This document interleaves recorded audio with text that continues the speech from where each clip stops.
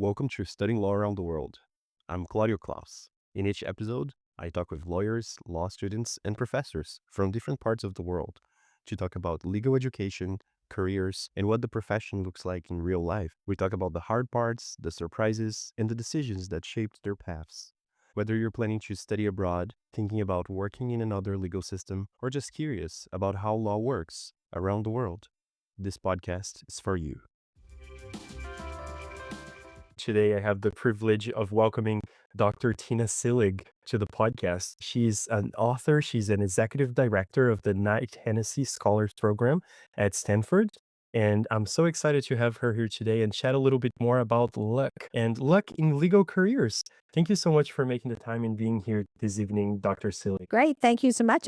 And to start our podcast, I'd love to hear a little bit more, about your story in your book. Many of our audience here are law students and young lawyers, and they are taught that success comes from careful planning, hard work. This is a profession where we really learn to be risk averse and maybe follow a very structured path. And in your new book, which I was so happy to read, you introduce a different way of thinking about opportunities and success that can apply to any kind of career. So for listeners who might not be very familiar with your work, how would you describe yourself and also the central idea behind your. Great. Thank you so much for asking. It's really a joy to talk to you. And as I mentioned earlier, the world of law is really, really a mystery to me. And so I am so thrilled to be able to figure out how we can connect our worlds together.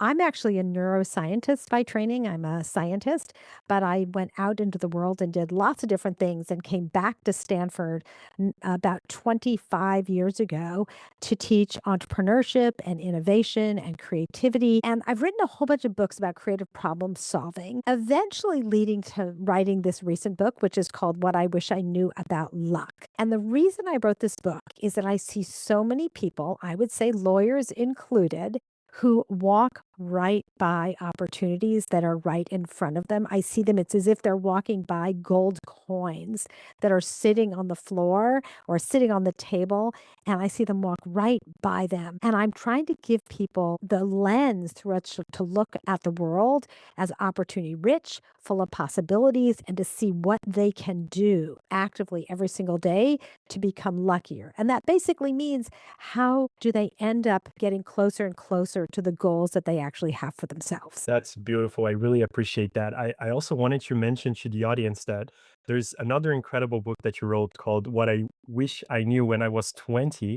I'm getting close to my 30s, but I'm very glad I got to read this book and just understand a few of the concepts that you bring there. So recommending it to everyone. We'll definitely have the links on the show notes here. But going on in the legal education point here, for us lawyers going to law school, it often really emphasizes the certainty. So we learn how to analyze precedent, to identify the rules, to try to really predict outcomes. But careers, they rarely unfold according to that perfect planned script. And I know that you, Tina, have a very, very interesting career yourself. You just mentioned how you are trained in the sciences and are a neuroscientist. So many other very interesting topics. I know that you've had your own companies as well over the years. And one of the most memorable ideas in the book is this analogy that you make about the wind, the sail, the crew, the ship. Could you explain to us a little bit about this framework and discuss how the young professionals could prepare for uncertainty in their careers, legal or not? Yeah, thank you. So, first, it's really important to distinguish between fortune and luck. And we often use those terms interchangeably, but you need to think of them as something actually very distinct and different. Fortune is the things that happen to you, luck is something over which you have much more control. It doesn't mean you have full control, but you have much more agency in bringing luck about. Good or bad luck, by the way. But fortune is things that are out of your control. You don't control who your parents are. You don't control what the weather was like. You don't control all sorts of things on the world stage, but every single day there are things that you do control. The things that you can control are often invisible. They're powerful, but they're invisible. They're like the wind. And therefore, you need to build a sail to catch them. And so this is where the analogy comes from, is that in order to catch the winds of luck, you need to build your ship, you need to recruit your crew, and you need to hoist your sail. And so this book basically parses all of those, looks at all of them very close up to see what you can do. Diving in just a little bit more deeply, the building the ship is can be compared to the quote that we often hear, fortune favors the prepared mind. So it's about all the things you need to do to prepare before you even hoist your sail, right? That is your prepared mind. Then the idea is that most luck comes through other people. It's not something that happens in isolation. Therefore, you need to recruit your crew. And what are all the things you do to bring other people along? And third is, how do you hoist the sail? What are the things you do every single day to essentially catch those winds of luck that are blowing by? Amazing. Tina, being a professor and working with students for so many years, just like we see in the legal scenario, a lot of people feel a lot of pressure to make the right decision early, to start their career where they really want to end it in a way. So a lot of lawyers feel even this pressure to choose the practice area that they will want to do, for the rest of their careers. They worry about choosing the right school, the right employer, the right practice, believing that in a way, if you do, a wrong move early on, that can really affect your career, your optionality. And the more I speak with people here in the podcast, I find that many very successful lawyers had no idea where they would end up when they were first starting. How has your journey shaped your views about career planning? And maybe what would you say to someone who feels that pressure to follow a single path? Yeah. So it's really funny because I'll sometimes get students who show up in my office and they've got their 40-year plan. And I just want to pull my hair out because most of the most interesting people you will meet are people who have pivoted many times in their career. If you ask them at the end if they ever imagined they would be doing what they're doing then, they would say, wow, I'm completely delighted, but just as surprised because opportunities present themselves. I mean, think about it. The world is changing so quickly that it's impossible to imagine the possibilities and the opportunities are going to be around in a few years. So you need to keep your sail open, keep your eyes open, be willing to look for opportunities that you didn't even imagine before. I'm a big believer that uncertainty is a huge gift. Nobody would actually want a recipe for their life. I mean, really and truly, would you want to be given a script for your whole life? Probably not. So the cost of that is uncertainty, but it also means it's possibility. The I had a young woman in my office earlier who just finished her residency in surgery, is finishing a PhD, and is saying, you know what? I want to throw it up in the air and do something different, right? But nothing you learn is wasted because the skills you gain in every one of these situations is going to compound over time. And one of the things I often tell my students, especially when they're young and they're just getting out of school, is that the things that are going to be on their resume, the next few jobs won't even be there in a few years. Look at it as part of your education and be willing to try things you haven't done before. An important point, super important point. Before something is your passion, it's something you know nothing about, right? Something you know nothing about. So it behooves you to go out and try lots of things and see how you react, see what really makes you excited. You're not going to figure out what you're passionate about by sitting at home alone, sitting there with a blank piece of paper, trying to brainstorm what you're going to do with your life. Got to get out there and do things and go, oh, this is really cool. I like this. Or, you know what? This doesn't work. I'm going to pivot. Fantastic.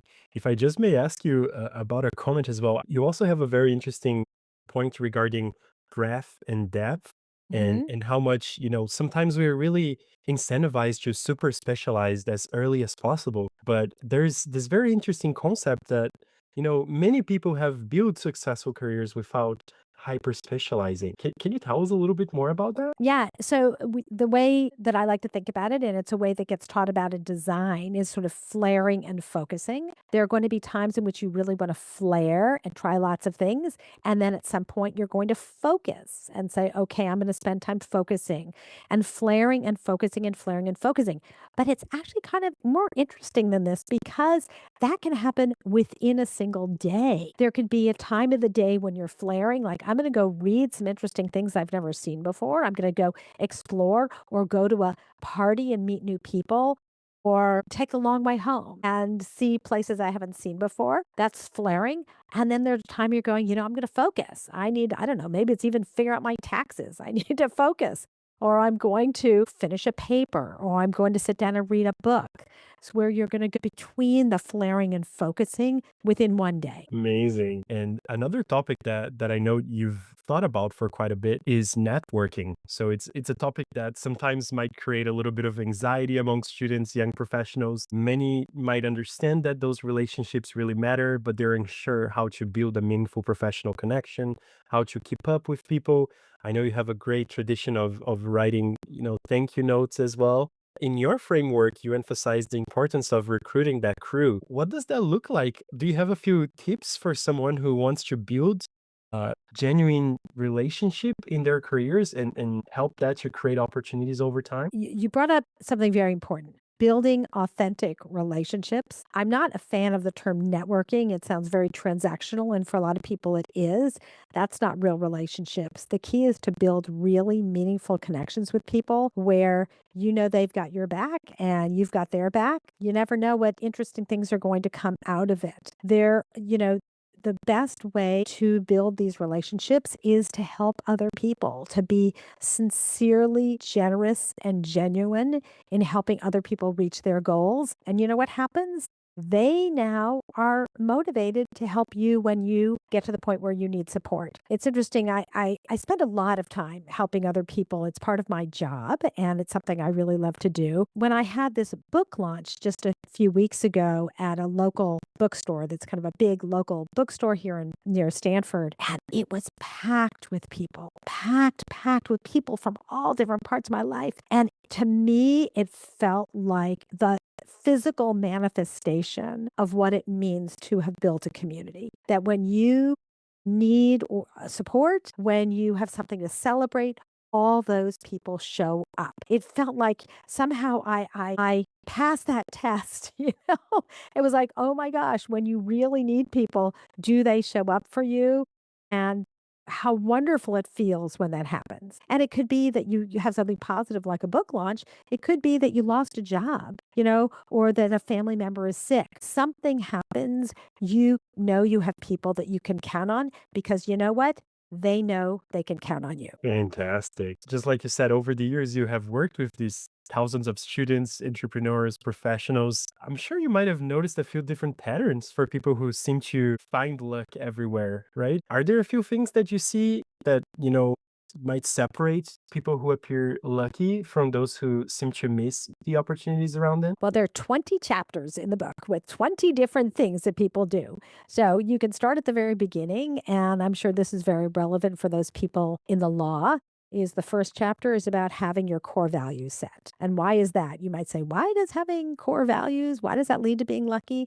Well, you know what? Your core values are like the ballast under your ship. They keep you steady in turbulent waters. They prevent you from capsizing when people ask you to do things that are unethical or illegal. Those people, we just have to read about them in the newspaper. Those people who you go, you know what? They did not have their core values. They made decisions that ended up getting them on a slippery slope to a very bad ending. So you start out, those are sorts of things like knowing your core values, understanding the story you tell about yourself, knowing your risk profile, having very clear goals. These are all things that help you build your ship. And then there's so many things that you can do to build your team, to recruit your crew, whether it's asking for help and knowing how to do it in a way that makes it more likely that people are going to help you, whether it's helping other people. There are so many ways that you can do this. My favorite and most unused tool, in fact, the shortest distance between you and a likely outcome is a sincere thank you. I am shocked and amazed by how many people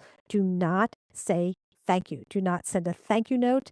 Do not send a text. Do not send. I mean, I'm going to get on my soapbox here, but you can, whether it's anything as simple as hosting someone for lunch, to giving them a reference for a job, to introducing to them to their future partners, that it behooves you.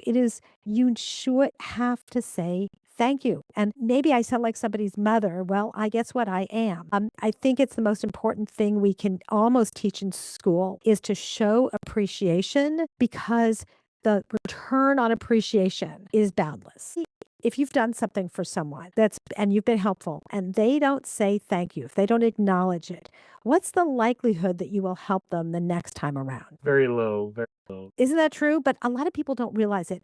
I think what happens is that there are young people who are always in a position of being the beneficiaries, right? The beneficiaries of someone else's goodwill. But when you get into the position where you become the benefactor, you realize very quickly that those people who have benefited from your generosity, if they don't say thank you, if they don't acknowledge what you've done for them, the likelihood that you're going to return do the favor again diminishes very quickly. Most of my audience here are currently students or they're in the very first years of their careers.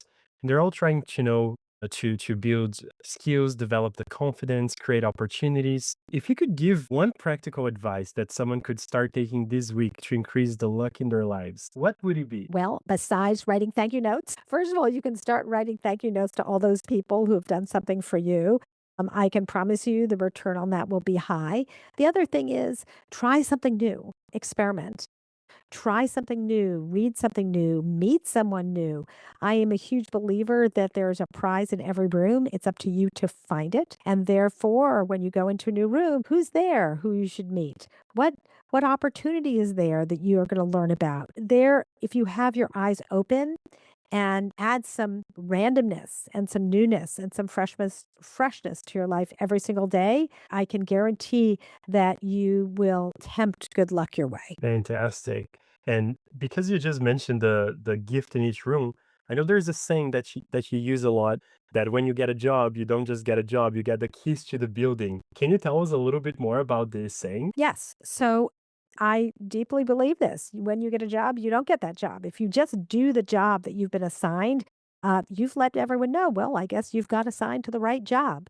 But if you realize that actually you've gotten the keys to the building and there's so many more opportunities to seize and problems to solve, help other people, right? Find out what your colleagues, the problems they're solving and they're worried about and help them, figure out what it is that you can do to help other people reach their goals and volunteer for other things. When things come up, hey, pick me.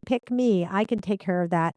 The more you stretch, the more you demonstrate that you are able to stretch into bigger roles and responsibilities. And to wrap up today's episode, I wanted to ask you, looking back on your journey, studying and teaching creativity, innovation, entrepreneurship, opportunity, is there one lesson about luck that you wish you had understood much earlier in your career? Well, let's tap into the creativity space, which I've spent a lot of time in, and something that also contributes to luck. And that's being able to reframe situations, looking at situations from a different angle to come up with new ways of looking at them. And I'm sure that as a lawyer, that is a very important thing is to take the situation you have, look at it from all different perspectives to see what sort of interesting insights you have. But if you want to be lucky, that is one of the biggest tools you have at your disposal is to see how you can solve problems that other people might not have solved. And you'll end up with you're finding, good luck on the other side. Thank you so much for making the time to come to the podcast and to share these insights. Thank you so much. It was my pleasure. Absolutely. And thank you all for tuning into today's episode.